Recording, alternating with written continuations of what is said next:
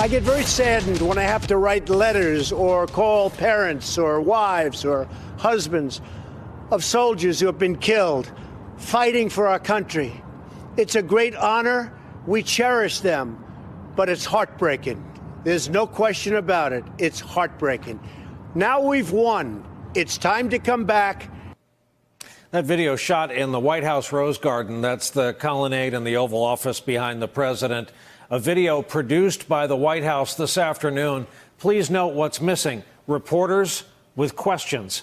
But that's how we got to hear the president lay out the underpinnings of his decision to pull U.S. troops out of Syria. As Newsday reported tonight, quote, the White House did not offer a timeline for the removal of troops. This is great. Referring questions to the Pentagon, which referred inquiries back to the White House. Past performance tells us it's only right to ask if such an announcement made on Twitter is an attempt at a shiny object distraction after what's already been a bad week. And then there's the wall. As you may remember, the president, who wants $5 billion in taxpayer money, made a promise to his base about where the money would come from for the wall. Who's going to pay for the wall? Who? And Mexico will pay for the wall. I promise. In the end, Mexico's going to pay for the wall. And now the president has added a new word, which admittedly wouldn't have gone over as well on the road with those rally audiences. He now says on Twitter, Mexico is paying indirectly for the wall through the new version of NAFTA. He added, the United States military will build the wall.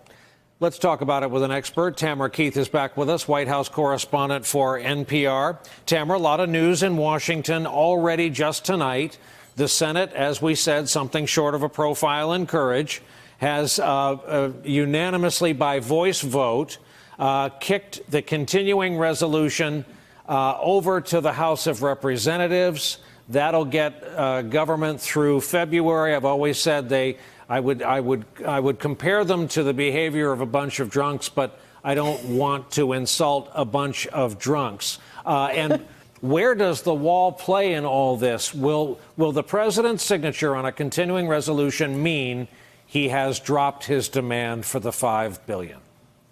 So I talked to Kellyanne Conway today, the counselor to the president, and she was building this sort of interesting case that the president also seems to be building, that now she wouldn't say precisely whether he's planning to sign it or not, but let's assume that he does. The case she was building is that he's not going to give up. He's going to continue fighting for the wall, and he's going to look for other ways potentially to pay for it. And also she said, you know, you call it a wall, but it's wall plus. It could also be surveillance and other things. So the definition of the wall seems to be shifting somewhat, as is how the wall would be paid for, because that $5 billion is not in this spending bill, and it doesn't get easier with a Democratic House. And do you have any inside knowledge of what an indirect payment is? I've been trying to divine this, and I haven't quite figured it out. But as far as I can tell, what the president is trying to say in his tweet, and Sarah Sanders was asked about this in the briefing yesterday, is that the new trade deal, which has not been ratified by the U.S. Congress or the legislatures in Mexico and Canada, if it were to go into effect, would somehow either produce massive economic growth that would lead to more tax revenue that would then pay for the wall, or that tariffs that come as a result of it would put more money in the Treasury, which would then help pay for the wall. But, you know, economists and trade experts I talk to say that this is not a particularly logical argument. One, the money isn't there now. Two, money from taxpayers is not Mexico, and tariffs are paid for by the consumers that buy the goods in the country that is applying the tariffs, not in the country that's producing those goods. So we are Mexico.